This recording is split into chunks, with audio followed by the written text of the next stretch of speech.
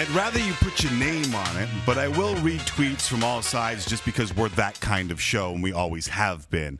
Dismantling wrote in and said, Tim, don't make excuses for the NBA or LeBron. Freedom is not free or cheap. Cowards, all of you. All I said is the man's allowed to say, I don't know a lot about a topic. Yep, that's all you said. And I think more often than not, people yell and scream about a topic that they don't know.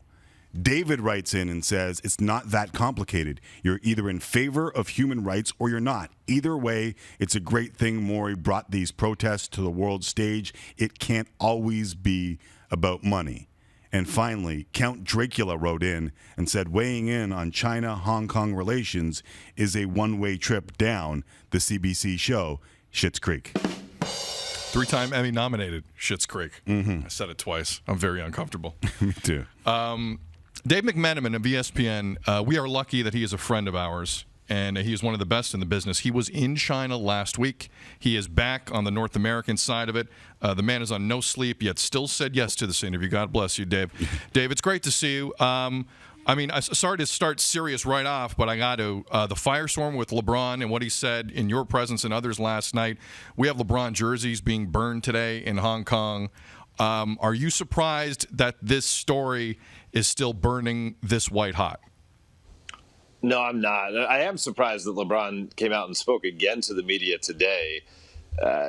Obviously, that means that he recognized just how much of a disconnect there was from his comments yesterday to how they were being perceived versus the message he wanted to portray, which was basically that he didn't agree with the timing of Daryl Morey's tweet because, in his opinion, it put him and his teammates and Nets players and Nets coaches and NBA personnel all in a compromised position, flying halfway around the world to China to a point where they felt like their safety was a concern, where they had little ability to maneuver around in Shanghai and Shenzhen when they were there, and also it hurt the bottom line.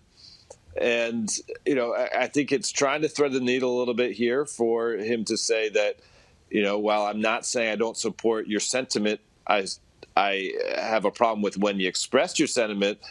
That is what he was trying to clarify today, to say exactly that you can say whatever you'd like, but when you say it and you're a part of an organization like the NBA, you should be thinking about your NBA brethren and how it's going to play and the ramifications for it before you take that stance. You were there with him, unlike all of us. How serious was the situation when you were on the ground in China?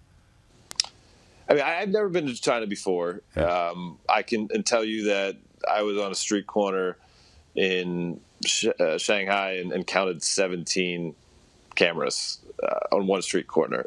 It's an unsettling feeling if you've never been there before, and simple freedoms or things we take for granted in North America, logging on to certain websites, certain facial recognition technology that they have that we had to use our passport in so many places to scan it in, and you wonder where that information goes. These are the type of thing that leads to a little bit of unrest. And you add in the additional unrest of the NBA being a target after the stance that Daryl Morey took, which is a very unpopular stance in mainland China. I can't say that I saw threats to any players in terms of all of a sudden there are military or there are protesters, but you just wonder what Big Brother's doing while you're over there. So I can understand. I guess the insecure feeling that some of the players have expressed. So, Dave, last night LeBron speaks for about 8 minutes. We played the clip that's getting all the traction today. But when it was done, he did pull a few of you aside, yourself, Rachel Nichols, and a few of you that were in Shanghai, and you guys had a separate conversation. What was discussed in that conversation? Well, some of it was just clarification. We wanted to make sure that indeed was what he meant to say when he talked about Daryl Morey. And again, he clarified that it was more about the ramifications of the tweet. we spoke about their flight over there. The Lakers left on Monday. They had a 14.5-hour flight. They didn't have any Wi-Fi, so when they left L.A., it was a Daryl Morey deleted tweet and a statement from Tillman Fertitta, and that's about what the story was. By the time they got to China, an NBA Cares event had already been canceled. A team reception had been canceled. Adam Silver had released a second statement, basically retracting his first statement, and conducted a press conference in Tokyo. So the entire story was blowing up on the world stage. And LeBron detailed what that feeling was like. He also detailed why he felt the need to protect the other players in that room and why they were, they had an aversion to wanting to do media while they're there. And he said, "Look, I have a 19-year-old rookie teammate, Talon Horton Tucker. He doesn't know anything about this issue.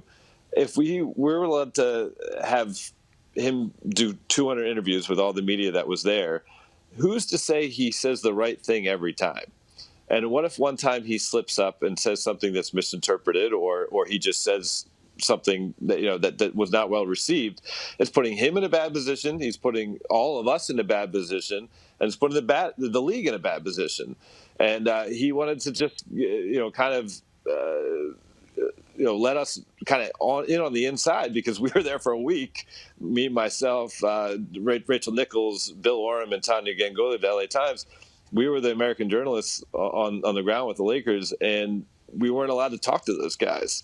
And so I think it was also him kind of doing a little old school, taking care of the journalists you see a lot, to give them some sort of extra information after putting in all that time in China. I know it's impossible for everyone to understand the nuance of this entire conversation, and it obviously isn't freedom versus communism, because I don't think LeBron or any one of us are saying that communism is better than that's not the conversation that we're attempting to have. But beyond what LeBron kind of said to everyone, or what everyone's taking from this, what do you think the biggest lost piece of contextual conversation that you had with him, or that he had with the media, is kind of being blown over that shouldn't be?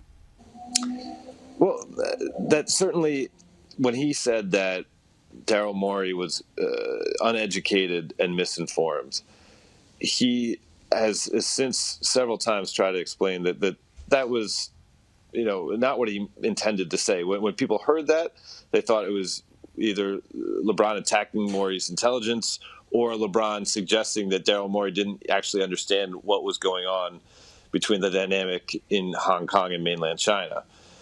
Had LeBron said what his intention was, which was, Daryl Morey hadn't really thought out the ramifications of what could occur after that tweet was sent out, then I don't think we're really having this conversation today. I don't think there's burned jerseys in Hong Kong.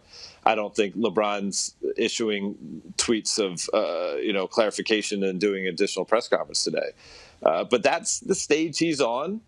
He recognizes the power of his voice, and a lot of times uses it for good. A lot of times uses it, for his own, profit. His social media is a great way to sell his sneakers and advertise for Uninterrupted and Spring Hill Productions and all the other things he has going outside of basketball. Right. But when he messes it up, or when he isn't as eloquent as we're accustomed to, I don't think we live in a very patient society. And people took his initial statement and ran with it.